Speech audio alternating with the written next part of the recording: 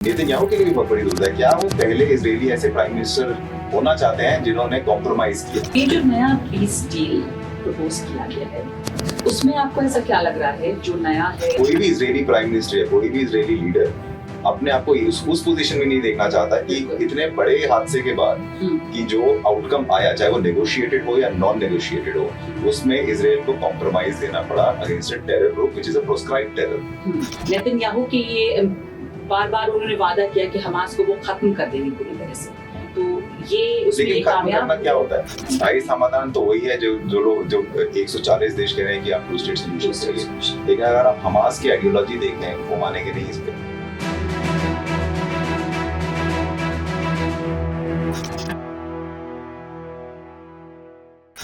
नमस्कार, आप देख रहे हैं गोलमेज और आज हम बात करेंगे इजराइल और गाजा की वो जंग के बारे में जो लगातार जारी है और जिसके खत्म होने की उम्मीद रह कर आती तो है, लेकिन कितनी जल्दी ये खत्म होगी इस पर हम चर्चा करेंगे, जिसके लिए मेरे साथ यहाँ गोलमेज में मौजूद हैं Kabir Taneja.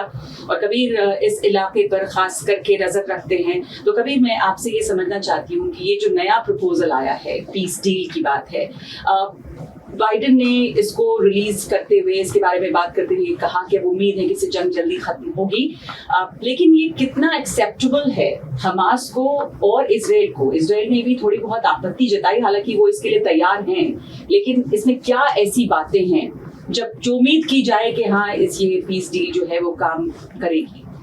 First of all thank you, अच्छा लगा यहाँ बैठ के। देखिए, जो पीस डील प्रेसिडेंट बाइडेन ने ऑफर करी है, उसके एक बहुत इंटरेस्टिंग एस्पेक्ट ये है कि ना हमास ने और ना इजराइल ने एक किसी मतलब कड़े ओपिनियन से कहा है कि हम ये करेंगे या नहीं करेंगे।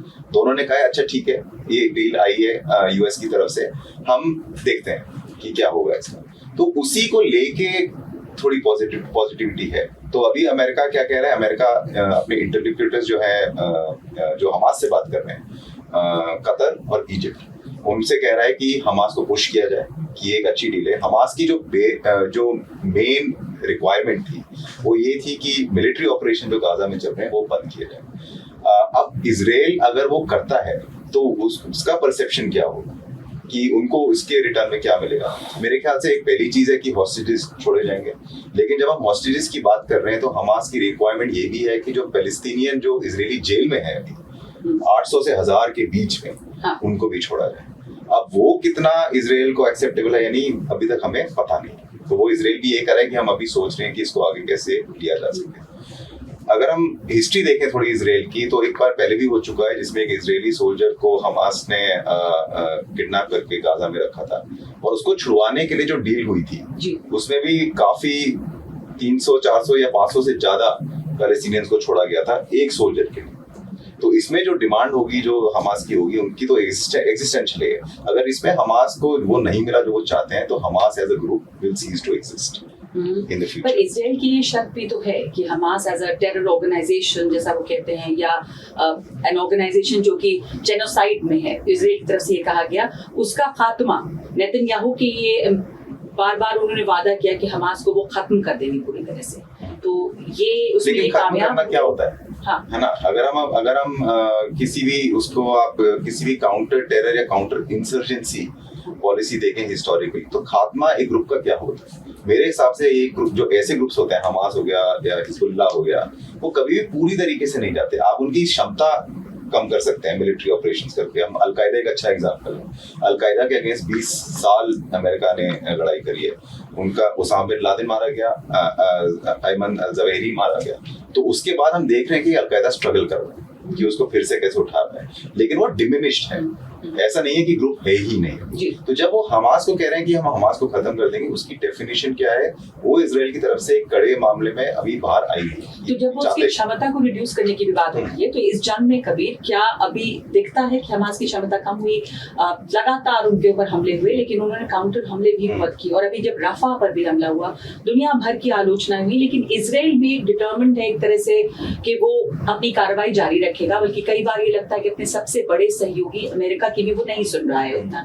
तो इजराइल नेतन्याहू की क्या मजबूरियां रही हैं इस वक्त कि बार बार वो ये बात करते हैं कि हम खात्मा करेंगे हमास का और हॉस्टेजेस को छुड़ाएंगे, ये दोनों चीजें जो हैं क्या वो मुमकिन अब लग रही हैं? देखिए, इजराइल भी एक बड़ी मुश्किल जगह पे फंसा हुआ है। अगर आप 7 अक्टूबर को क्या हुआ वो देखें, एक बहुत ही हिनियस टेरर अटैक था इजराइल के, सबसे बड़ा उनकी हिस्ट्री में। और द फैक्ट दैट कि अभी भी हमास के पास उनके लोग हैं, है ना, कि सिविलियंस उनके अभी भी कब्जे में हैं, तो अगर आप टेक्निकली देखें तो वो टेरर अटैक अभी भी चल रहा है क्योंकि अभी खात्मा नहीं हुआ है उसका। तो अगर आप इजराइल की तरफ से देखें तो ये ऐसा हो गया कि जैसे हमारा 26/11 हुआ था मुंबई में, वो 8 महीने चल रहा है। तो एक इजराइल का भी एक वो है कि अगर उन्होंने ज्यादा स्पेस दिया हमास को, चाहे वो नेगोशिएशन में हो चाहे वो मिलिटरीली हो, तो एक तरीके से उसको ऐसे देखा जाएगा कि इजराइल की डिफीट हुई है। और कोई भी इजरायली प्राइम मिनिस्टर या कोई भी इजरायली लीडर अपने आप को उस पोजीशन में नहीं देखना चाहता कि इतने बड़े हादसे के बाद कि जो आउटकम आया, चाहे वो नेगोशिएटेड हो या नॉन नेगोशिएटेड हो, उसमें इजराइल को कॉम्प्रोमाइज देना पड़ा against a terror group which is a proscribed terror. तो नेतन्याहू के लिए उस हिसाब से मुश्किल है, लेकिन नेतन्याहू की जिस तरह उनकी कॉम्पोजिशन ऑफ द गवर्नमेंट है उसमें राइट विंग एक बहुत ही पावरफुल से है।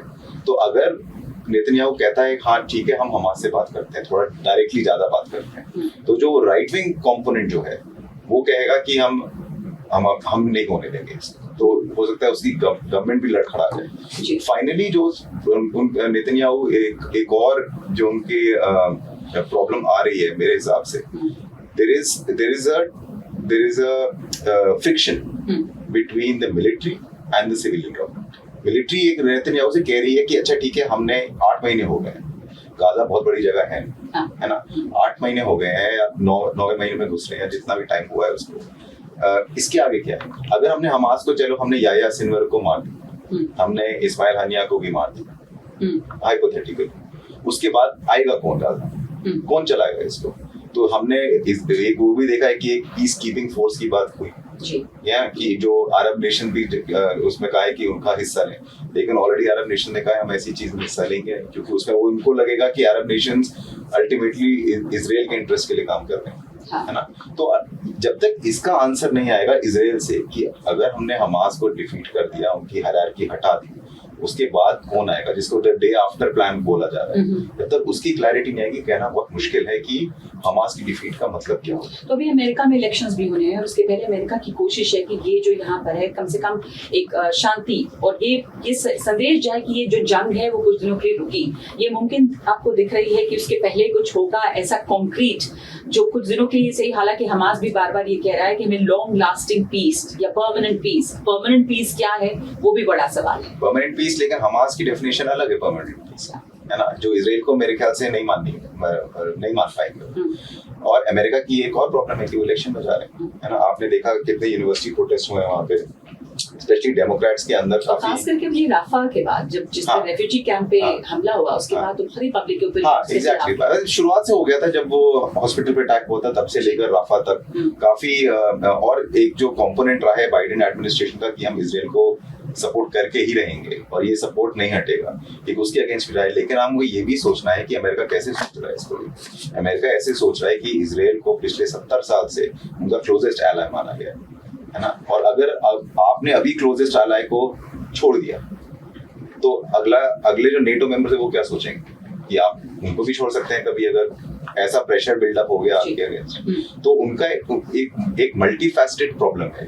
अमेरिका दूसरी तरफ से देख रहा है, इजराइल अपनी नेशनल सिक्योरिटी की तरफ से देख रहा है और हमास अपनी तरफ से देख रहा है कि एक अपॉर्चुनिटी ऐसी आई है जिसको जहाँ पे हमने इजराइल को एक कोने में कर दिया, इसको हम आगे लेके कैसे जा सकें। लेकिन वो प्लान भी हमास के पास है नहीं क्लियर।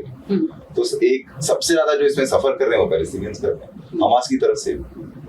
हमास ने ये जंग तो छेड़ दी इजराइल के साथ, क्या हमास ने ऐसा सोचा होगा कि कितने पैलेस्टीनियन, हमारे लोग कितने मरेंगे? तो अगर हमास रहता भी है, जैसे बात करते हैं गाजा में इस जंग के बाद या सीज फायर जो भी होती है, क्या पैलेस्टीनियंस कहेंगे हमास को नहीं आपने सही किया, हाँ आप ही चलाइए उसको? ये भी नहीं पता। तो ये जो नया पीस डील प्रपोज किया गया है उसमें आपको ऐसा क्या लग रहा है जो नया है, जो ज्यादा वर्कबल लग रहा है कि हाँ ये जमीन पर इम्प्लीमेंट हो पाएगा? इन कंपैरिजन टू जो पहले की बातें हुई जब सीज फायर थोड़ा बहुत हुआ, कुछ ऐसा अलग है जो दोनों को एक्सेप्टेबल हो, दोनों पक्ष जो है चाहे वो हमास हो चाहे वो इजराइल हो वो इसे मान सके? कुछ कॉमन चीजें इस तरह की इसमें क्या हैं जो जिससे उम्मीद ज्यादा जगे? देखिए प्रॉब्लम ऐसी है कि पीस डील जो है, अब हमने दूसरे कंट्रीज को देखा, यूएई ने कहा कि हाँ ये ठीक डील है, हाँ। कि सोचना चाहिए, हमास को भी सोचना चाहिए इसके बारे में कि ये साइन किया जाए, जिससे एटलीस्ट जो जंग चल रही है, जितने लोग मारे जा रहे हैं, या चलो वो तो मारे ही जा रहे हैं लेकिन जो एड भी नहीं जा पा रहा है, जो लोग बचे हुए हैं वो भी सफर कर रहे हैं, खाना नहीं है, मेडिसिन नहीं है, ऑल दैट। लेकिन एक पार्टी को, जिसको कहते हैं अंग्रेजी में कि पहले ब्लिंक करना पड़ेगा, लेकिन मेरे ख्याल से दोनों ऐसे दोनों अड़े हुए हैं, है ना? तो अगर एक ने पहले ब्लिंक किया तो आप at some level defeat concede कर रहे हैं। और इजराइल के लिए बहुत बड़ी दुविधा है, क्योंकि इजराइल के लिए नहीं, नेतन्याहू के लिए भी बहुत बड़ी दुविधा है। क्या वो पहले इजरायली ऐसे प्राइम मिनिस्टर होना चाहते हैं जिन्होंने कॉम्प्रोमाइज किया इजरायली सिक्योरिटी पे? देखिए इजराइल एक सिक्योरिटाइज नेशन है। जब अक्टूबर 7 का अटैक हुआ तो जो आइडिया है इजराइल का कि हमें कोई छू नहीं सकता, वो टूट गया था। फर्स्ट जो है, जो नेतन्याहू का काम रहा है कि उसको रीबिल्ड किया जाए। उसको आप रीबिल्ड कर नहीं सकते अगर आप कॉम्प्रोमाइज कर रहे हैं हमास जैसी ऑर्गेनाइजेशन। तो ये एक बहुत सारी चीजें उनको देख के करना पड़ेगा। अल्टीमेटली देखिए इजराइल बहुत क्लोज है अमेरिका पे, वो डिसीजन अपने लेंगे। अमेरिका पुश करेगा, पुल भी करेगा, धक्का भी देगा, लेकिन अल्टीमेटली इजराइल वही, मेरे ख्याल से वही करेगा जो उनके नेशनल सिक्योरिटी, जो उनकी थिंकिंग है। अब वो नेतन्याहू की थिंकिंग करेक्ट है या नहीं, वो वर्डिक्ट बाहर है। मेरे ख्याल से नेतन्याहू के ऊपर भी वहाँ पे पब्लिक दबाव या जो उनका पब्लिक ओपिनियन है वो बहुत खिलाफ भी है, बहुत खिलाफ भी है, और खिलाफ इस अक्टूबर 7 अटैक से पहले रहा है। एक उनका जुडिशियल प्रोसेस को लेके बहुत वो हुआ था, जो वहां पे भी सिविल मिलिट्री इश्यूज के बीच में काफी तनाव आ गया था। तो नेतन्याहू के खिलाफ बहुत टाइम से चल रहा है। तो उनको ये भी, अब नेतन्याहू को ये भी देखना है कि उनकी लेगेसी क्या है। क्या वो ये एक ऐसे प्राइम मिनिस्टर बनना चाहते हैं जिनको कंडेम किया जाएगा अगले 20 साल के? उन्होंने इजरायली सिक्योरिटी कॉम्प्रोमाइज कर दी, कंसीड किया, हमास से उनको किसी लेवल पे हाथ जोड़ना पड़ा। हाँ। या कि हमास के साथ हाथ मिलाना पड़ा, चलो ठीक है हम बंद करते हैं इसको।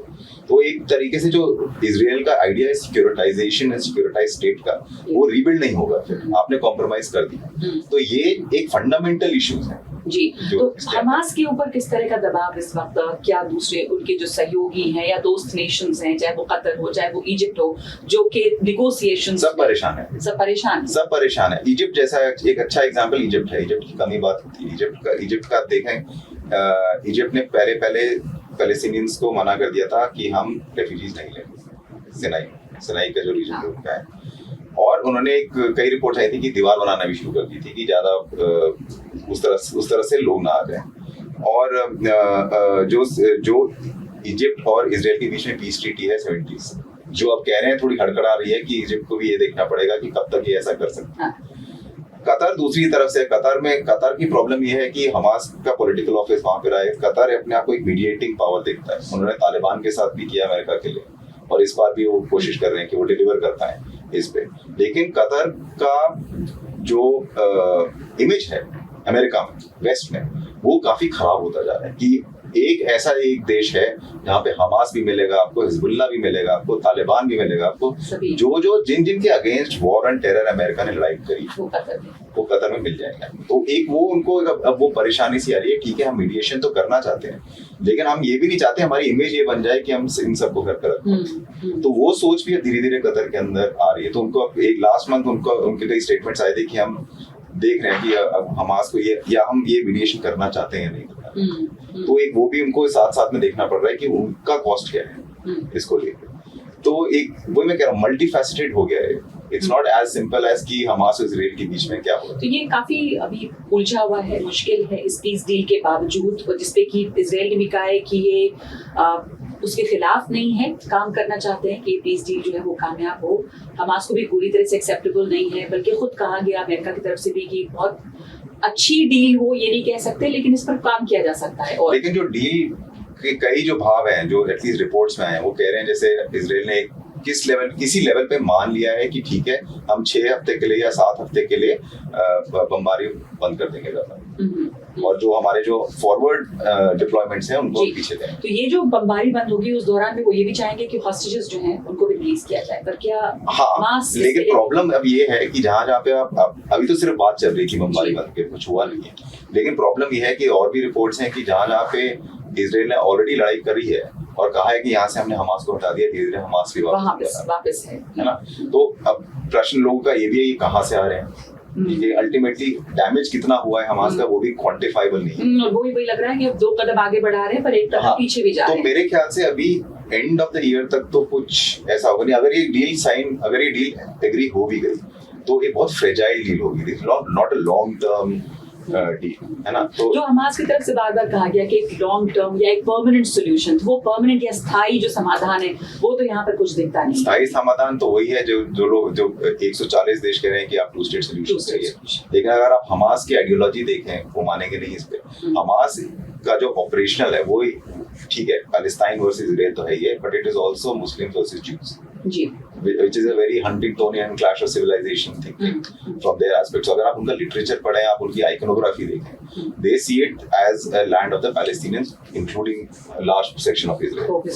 So अगर उस तरीके से हम देखेंगे तब तो ये खत्म नहीं होने वाला है एनी टाइम। बट जो अभी मेरे ख्याल से पुश है वो ये है कि अभी गाजा में जो बमबारी चल रही है, जो लड़ाई चल रही है, उसको कैसे रोका जाए, हॉस्टेजेस इजराइल के वापस कैसे किया जाए, और कोई ऐसा पॉलिटिकल ट्रैक जो अभी है नहीं इंस्टॉल किया जाए जहाँ पे कम से कम एक ऑफिशियल लेवल पे बात हो सके कि आगे कैसे जाए। ये भी बात थी कि जब तक बातचीत चले, जब तक नेगोशिएशन या डिस्कशंस होते रहें, तब तक ये बमबारी थमे और उसी को हम माने की जंग जो है वो रुकी हुई है।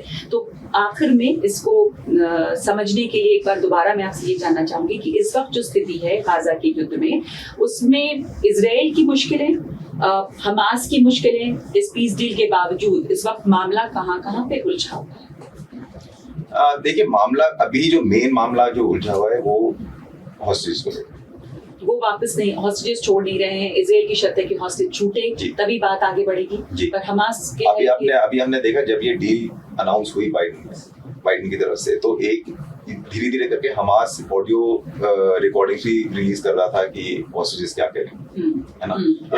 Basically trying to put pressure on Netanyahu through the families, कि बिकॉज फैमिलीज चाहती हैं, फैमिलीज को ऑलरेडी लग रहा है ये लोग ज्यादा कुछ कर नहीं रहे हैं या कर नहीं पा रहे हैं, अर्जेंसी नहीं है कि लोगों को छुड़ाया जाए। तो एक वो लेवरेज भी है जो Hamas is trying to basically use, और वो हमास अपने पास रखे। हाँ, तो पॉइंट वही आता है कि अगर हम हॉस्टेज की बात कर रहे हैं, क्या सारे हॉस्टेज छोड़े जाएंगे या हमास सिर्फ कुछ छोड़ेगा और कुछ रखेगा एज गारंटी। और अगर वो डिमांड कर रहा है कि 1000 के करीब पैलेस्टीनियन जो जेल में है, जो हमास कहता है इल्लीगली जेल में है इसराइल में, अगर 1000 के 1000 वो चाहता है छोड़े, आई डाउट कि इसराइल सारे के सारे जितने डिमांड है वो छोड़ देगा, unless all hostages are also released.